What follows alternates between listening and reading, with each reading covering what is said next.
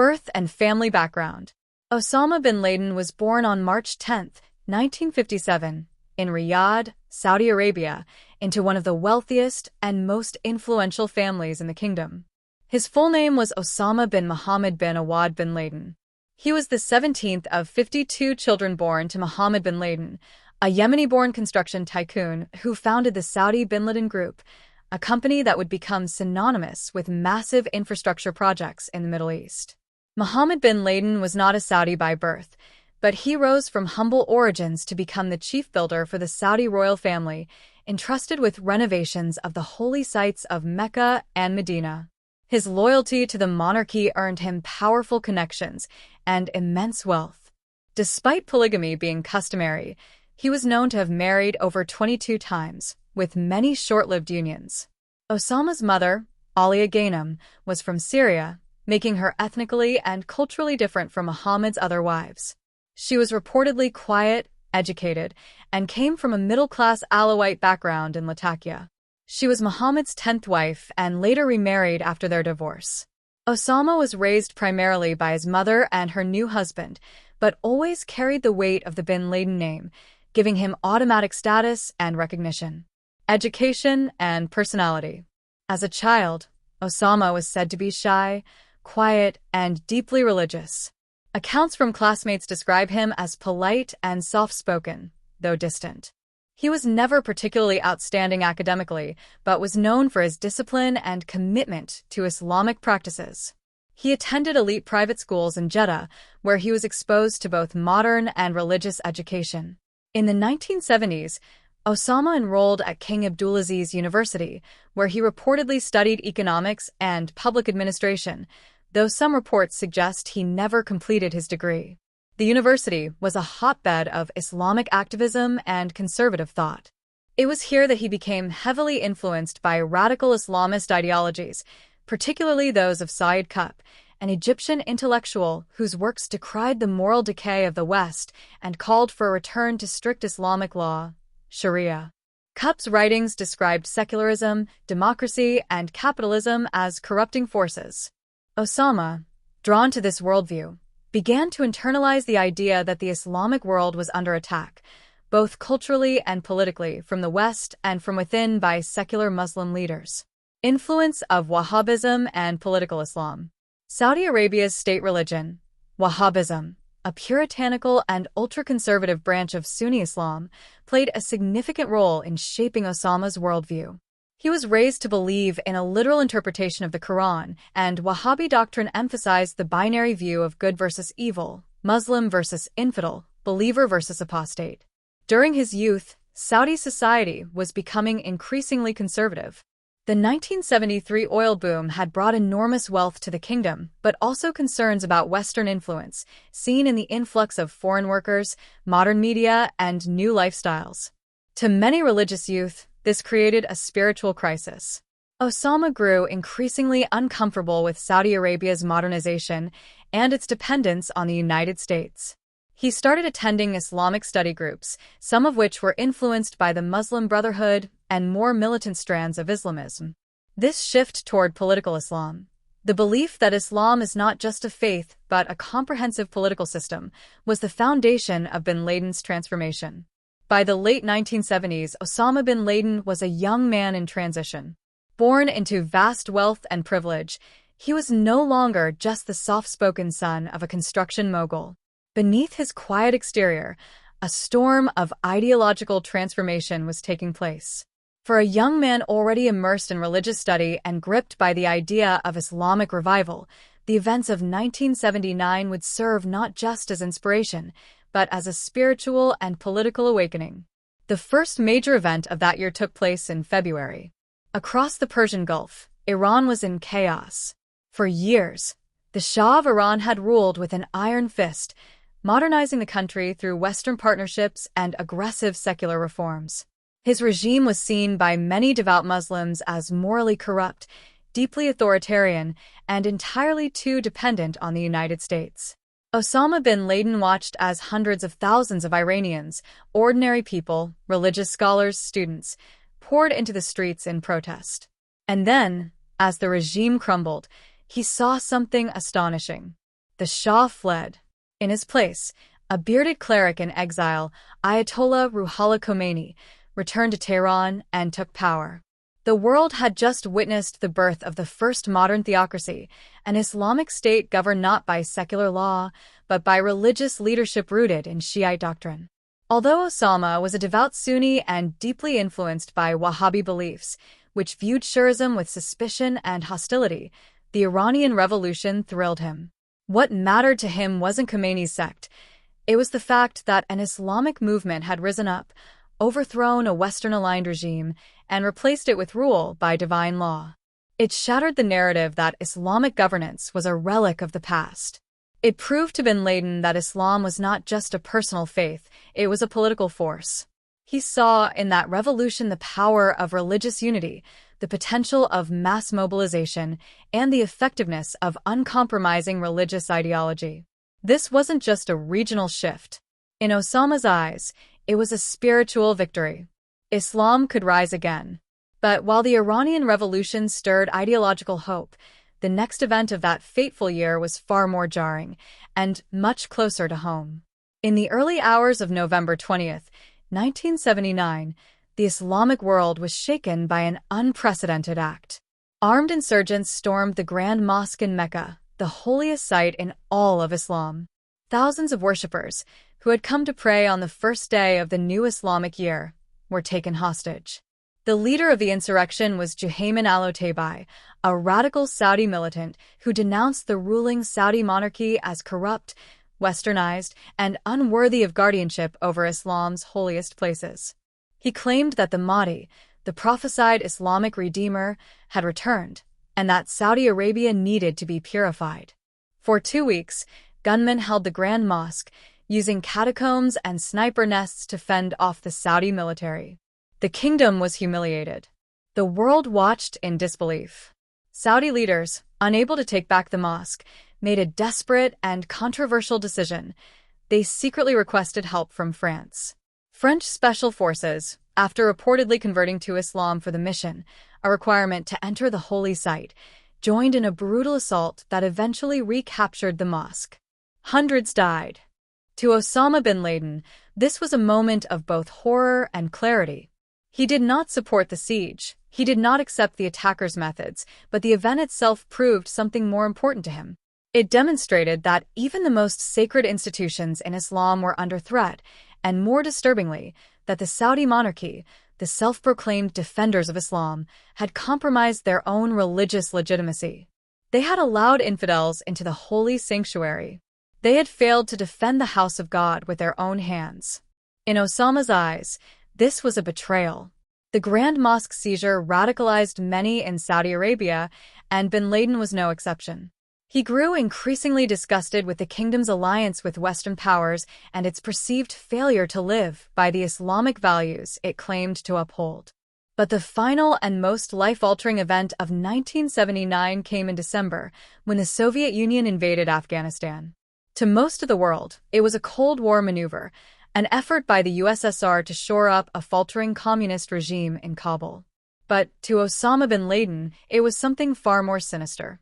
This was no political conflict, it was a divine war. A godless superpower had invaded Muslim land. Islam itself was under attack. The invasion electrified him. He was still a young man in his early 20s, with no military training.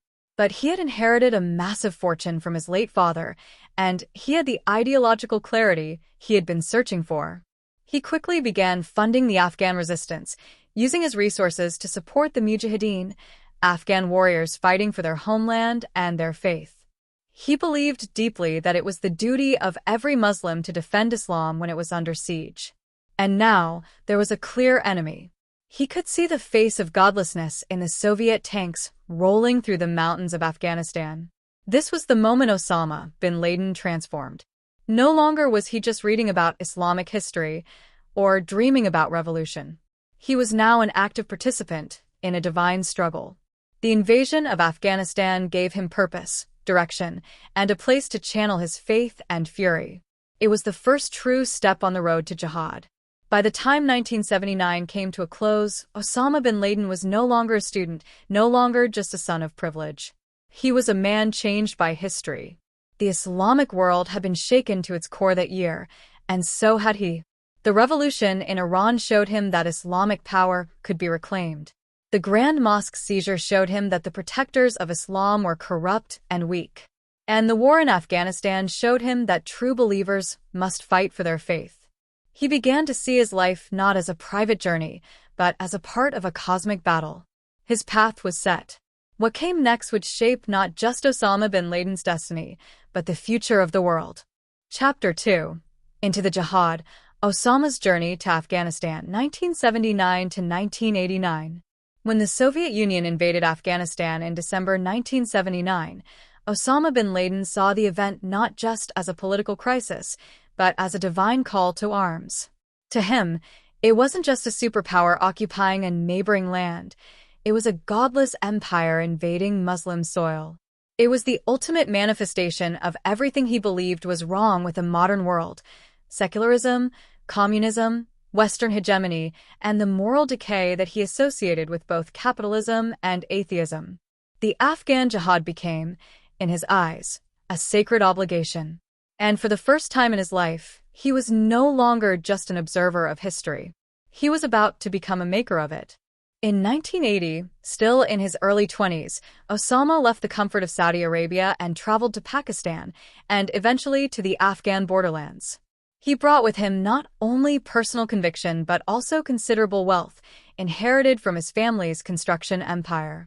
Initially, he focused on humanitarian aid, building infrastructure, setting up hospitals, and helping Afghan refugees. But soon he transitioned into a more militant role. In the rugged terrain of Afghanistan, bin Laden began funding fighters, building camps, and organizing supply lines. He wasn't a brilliant military commander, but he was tireless, charismatic, and completely devoted to the cause.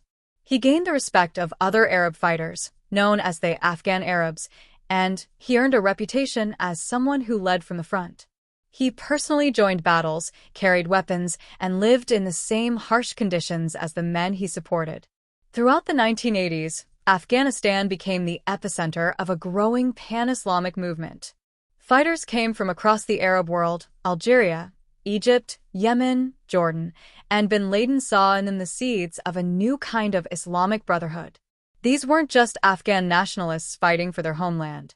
These were men who believed in a global struggle, one that transcended borders. And bin Laden wanted to harness this. By the late 1980s, he began to conceive of something larger, a permanent network of trained Islamist militants who could be deployed wherever Muslims were under threat. In 1988, he took a decisive step.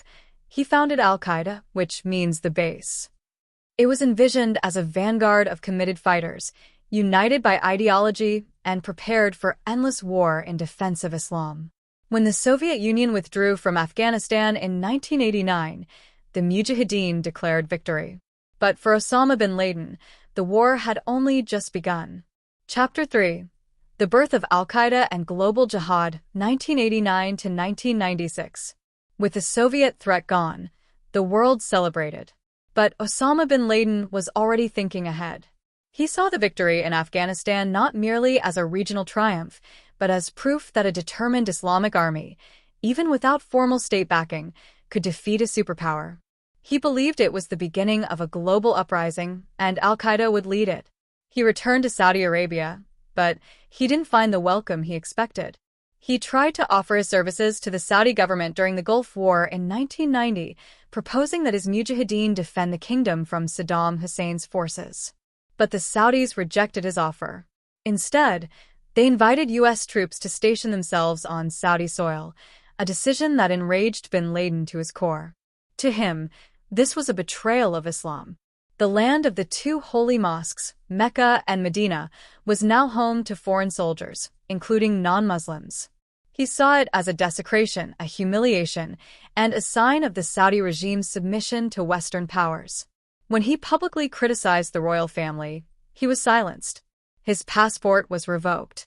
His freedom restricted. And so, in 1991, he went into exile, first to Pakistan, then to Sudan, where the Islamist government welcomed him. In Sudan, bin Laden flourished in the shadows. He invested in businesses, construction, agriculture, and even import-export firms. But behind the facade of legitimate enterprise, al-Qaeda was growing. He built training camps in the forests. He held strategy meetings in villas. He forged alliances with extremist groups across North Africa and the Middle East.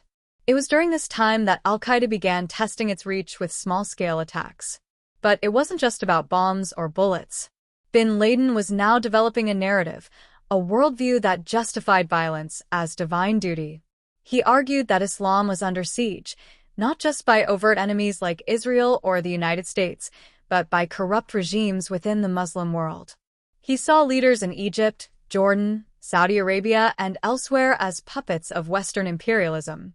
And he concluded that the only way to revive Islam was through jihad, a permanent, global war that would purge the Muslim world of infidels and traitors. By the mid-1990s, pressure from the US, Egypt, and Saudi Arabia forced Sudan to expel him. In 1996, bin Laden returned to Afghanistan, now under the control of the Taliban. There, in the desolate mountains of Tora Bora, he found sanctuary. And there, he began plotting something far more devastating. Chapter 4. The Path to Catastrophe, from Embassy Bombings to 9/11, 1996 to 2001. Back in Afghanistan, Osama bin Laden was more dangerous than ever. He had a safe haven, a loyal army, and an unshakable ideology. He issued his first fatwa, a religious edict declaring war on America. In 1998, he formalized it in a public declaration. It was now the duty of every Muslim to kill Americans and their allies, both military and civilian, anywhere in the world. That same year, al-Qaeda struck. Coordinated truck bombings destroyed U.S. embassies in Kenya and Tanzania. Over 200 people were killed, including dozens of Americans. It was al-Qaeda's first major international attack, and it stunned the world. The U.S. responded with cruise missile strikes on al-Qaeda camps, but they missed bin Laden by hours. He survived, and his myth grew. In 2000, al-Qaeda attacked again, this time striking the USS Cole, a Navy destroyer docked in Yemen. A small boat packed with explosives rammed the ship's hull, killing 17 sailors. Again, bin Laden escaped retribution. And again, he saw it as proof of divine favor. But all of these attacks were only preludes. For years, al-Qaeda had been planning something unprecedented. Under bin Laden's guidance, the group meticulously selected operatives, trained them in flight schools, studied American aviation systems, and rehearsed hijackings. The plan was simple in concept but horrifying in ambition: hijack 4 passenger planes and use them as guided missiles. On the morning of September 11, 2001, they executed the plan. 2 planes struck the Twin Towers of the World Trade Center in New York City. A third hit the Pentagon in Washington. The 4th crashed in a Pennsylvania field after passengers fought back. Nearly 3,000 people were killed. The world watched in horror as towers fell, flames rose, and ash blanketed Manhattan. The attack shattered the illusion of American invulnerability. It changed global politics overnight. It ignited the war on terror. And it made Osama bin Laden the most wanted man in the world. Chapter 5. The Manhunt and the Final Hideout, 2001 to 2011. In the days after September 11th, bin Laden became the target of the largest manhunt in history. The United States launched Operation Enduring Freedom, invading Afghanistan to dismantle the Taliban and destroy al-Qaeda's infrastructure. Bin Laden, however, vanished. Intelligence suggested he had escaped into the mountainous Tora Bora region. Despite a massive military operation, he slipped away, likely through a network of sympathetic tribal allies. For the next decade, he became a phantom. He released videotaped messages, railing against America and praising jihad, but his exact whereabouts remained unknown. Some thought he was in the caves of Pakistan. Others believed he had died. But in truth, he was hiding in plain sight, in a quiet, fortified compound in Abbottabad, a military town in Pakistan. The house was surrounded by high walls, had no internet, and avoided all signs of wealth or activity. For years, he lived with his wives, children, and a few trusted aides. He wrote, he planned, and he remained the spiritual leader of a movement that had already inspired countless acts of violence around the world. Finally, in May 2011, the CIA tracked a trusted courier to the compound. After months of surveillance, U.S. Navy SEALs launched a nighttime raid. They stormed the compound, killed bin Laden, and took his body. President Barack Obama announced the news to the world. The mastermind of 9/11 was dead. Epilogue: Legacy of a Ghost. Osama bin Laden died in silence. No last words, no final stand. Just a bullet in the dark and a body buried at sea. But his death wasn't the end of the story. If anything, it was the beginning of a longer shadow.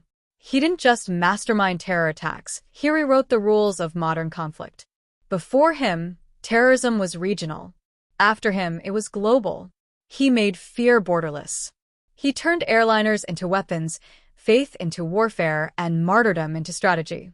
He didn't just target buildings, he targeted the illusion of safety. His true power was psychological. He made the world afraid to breathe normally. In his wake came wars without end, surveillance without limits, and a world permanently reshaped by suspicion. He wanted the West to bleed itself dry chasing ghosts, and, in part, it did. And yet, behind the myth, bin Laden was just a man, one born into privilege, shaped by war, and consumed by ideology. He offered the disillusioned a cause, however twisted. He turned personal grievance into global jihad. But time moved on. His network splintered. New enemies rose. And history began to bury him beneath fresher headlines. Still, every drone strike, every checkpoint, every echo of 9/11, it all traces back to him. His vision failed, but his impact endures. Bin Laden is dead, but the world he scarred is very much alive. To look at least three sides of tower number one, and that is the only building it's exploding right now, Tommy. We're seeing another apparently plane. that was another plane. There's another one. I'm taking a look. Oh my God! Oh, jeez! Oh my God! Oh my God!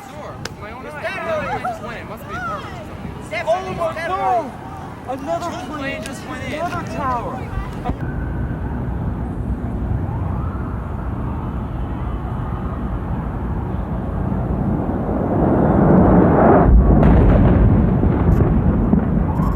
Oh my God.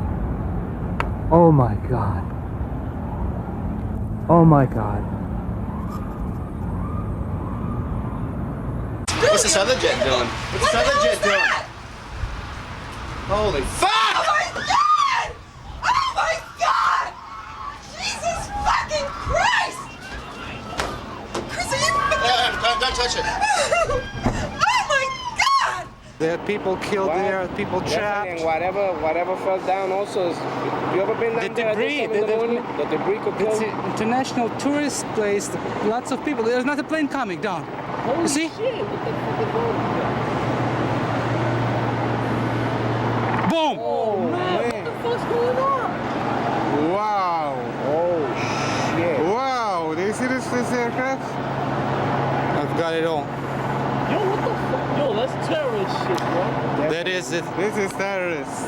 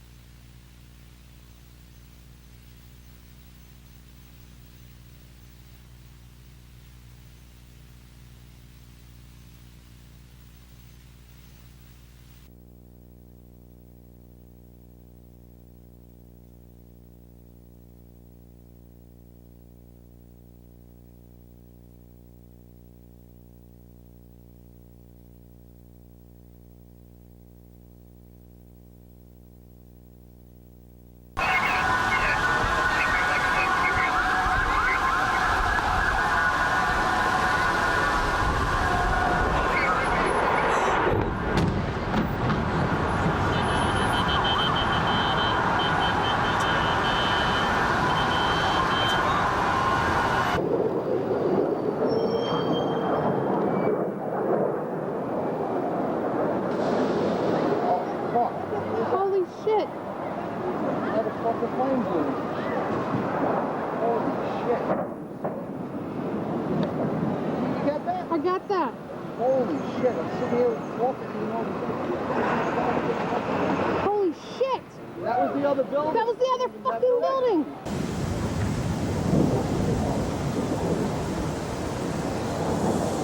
Holy shit! Holy shit! Oh my god!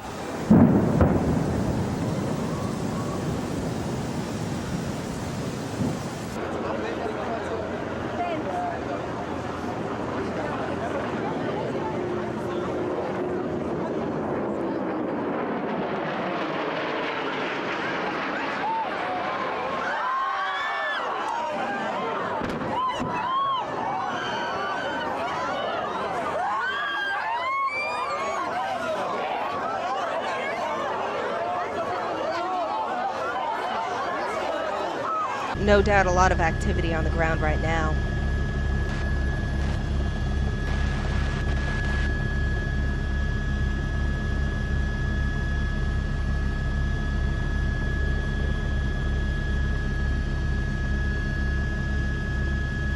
Wow.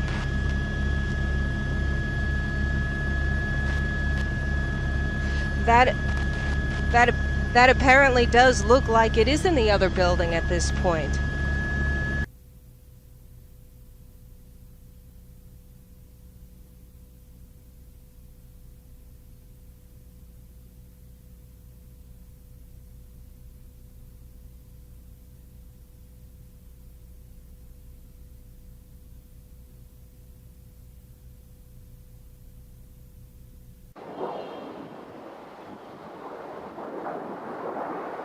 Holy shit! Holy shit! God! Holy shit!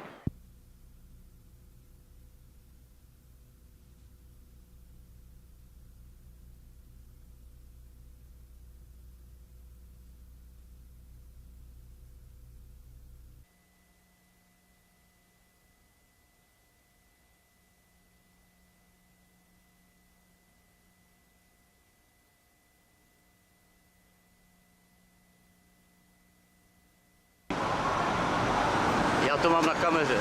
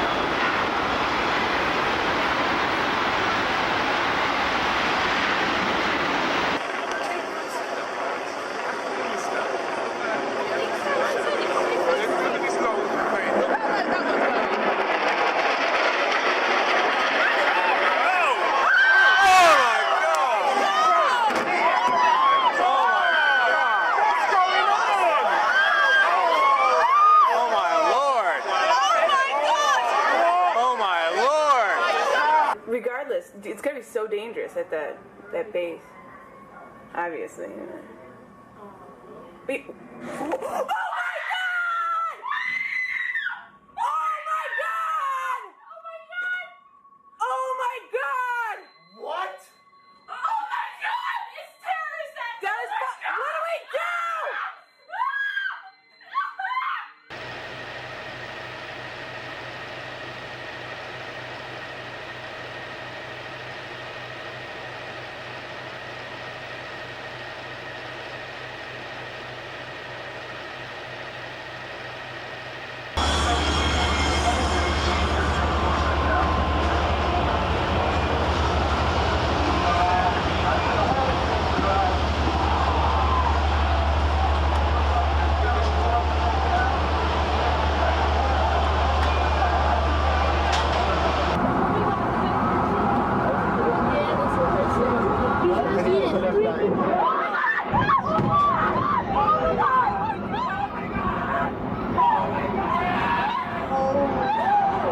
my God.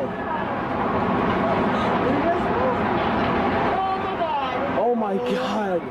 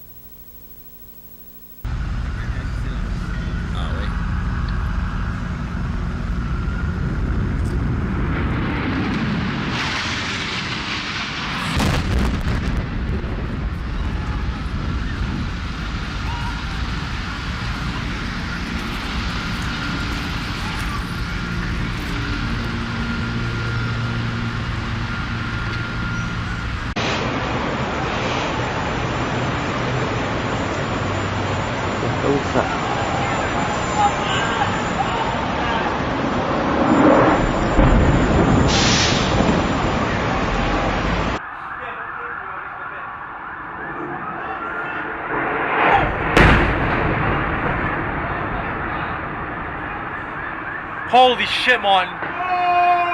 That's the other building. That's terrorists. Other building? That's terrorists, bro. That's fucking terrorists. Holy shit.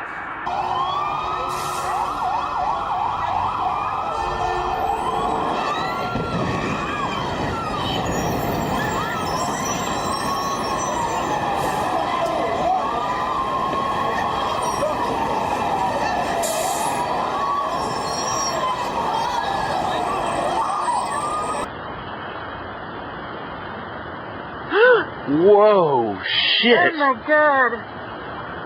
What the fuck is that? I don't know. We're fucking bombing it. Holy fuck.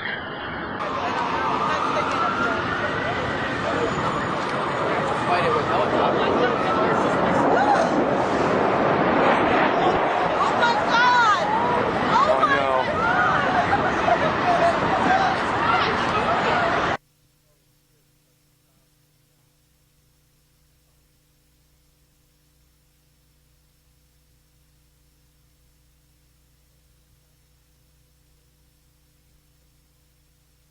Directly, perhaps purposely. Whoa!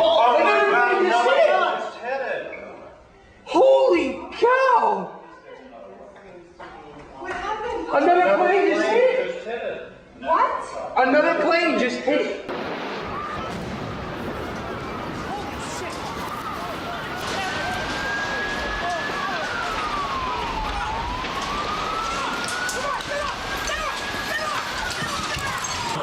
Cut on the whole right side. That must be a wing that sheared that off.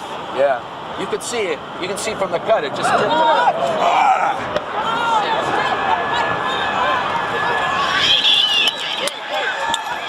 So I went inside and I turned on a TV and I saw what millions of Americans saw.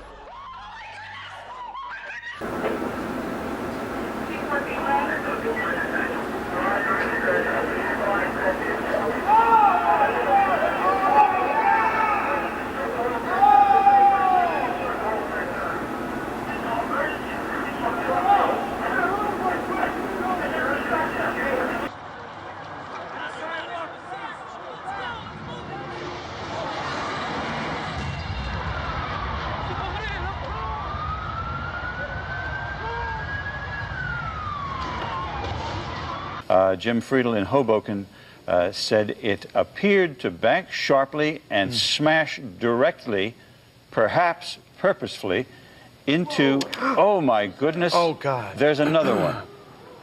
Oh my goodness, there's another one. This seems to be on purpose. Oh my goodness, now you... At this point, the Associated Press with a story that says there is no report of any casualties without jumping to too many conclusions, looking at the extent of this damage and knowing how well populated that building is. At that, now there's another explosion down to the left side on the second World Trade Center tower. You see that that huge ball of fire that just went up there. I know it's a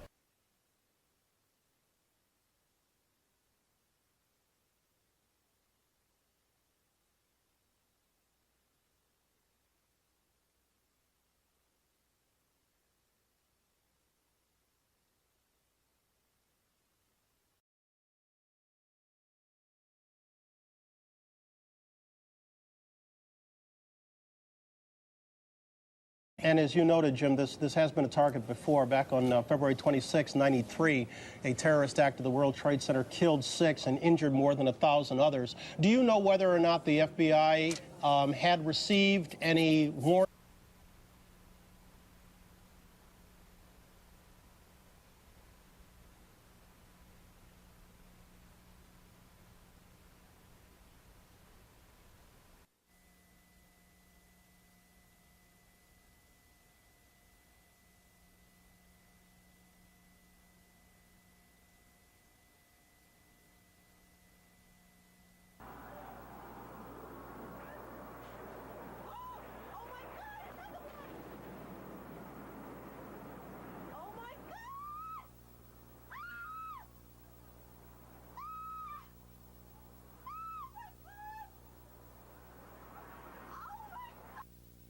Nearly smack in the middle of Tower 2.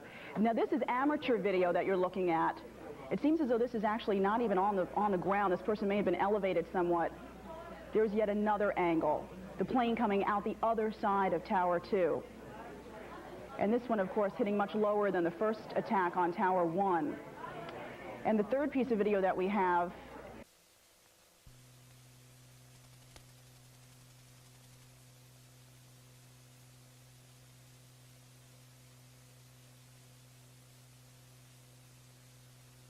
Watch closely at the right of your screen as a second jetliner heads for what even to the untrained eye looks like a surgical strike into the South Tower. Against a backdrop of gentle blue skies, a terrorist arrow pierces the heart of a city and a nation.